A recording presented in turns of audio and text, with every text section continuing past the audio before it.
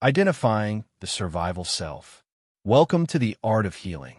Healing isn't about becoming someone new. It's about gently releasing the layers we built to survive and remembering who we were before survival shaped our identity. Every emotion tells a story, and the patterns we carry aren't signs of weakness or failure. They're often memories of how we learned to stay safe. In this 5-part journey, we'll explore how to recognize these patterns, understand their cost, release the survival self, develop self-awareness, and transform the way we speak to ourselves.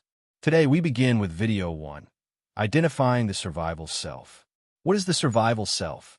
The survival self is the version of you that learned to adapt, to avoid pain, gain acceptance, and feel safe. Maybe you learned to stay silent to avoid conflict. Maybe you became a perfectionist or overworked to prove your worth. Maybe you learned to please everyone else while ignoring your own needs. Maybe you smile when you really wanted to cry. These patterns may have protected you once.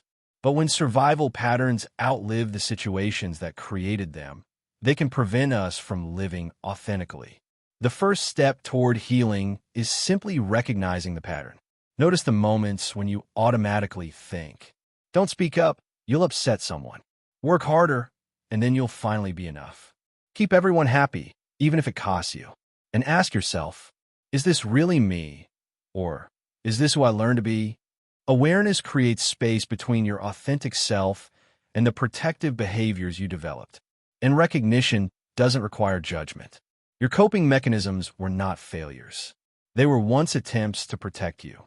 Silence, perfectionism, control, isolation, or people-pleasing may have been your nervous system's way of saying, "This is how we stay safe." Now you can begin meeting those patterns with compassion instead of shame. Take a moment to reflect. What survival traits do you recognize in yourself? What might they have come from? Perhaps childhood and family dynamics. Perhaps school, work, friendships, relationships, cultural expectations, or painful experiences. You can explore these roots through journaling. Choose significant experiences and write about what happened, who was involved, what you felt, and how the experience may have shaped the way you behave today. Turning these memories into words can help you understand the connection between your past and your present. If difficult emotions arise, you don't have to do this alone. Reaching out to someone you trust or a qualified professional.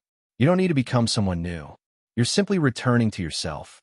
The Art of Healing course offers a guided path to integrate this work deeply. See more in the description below.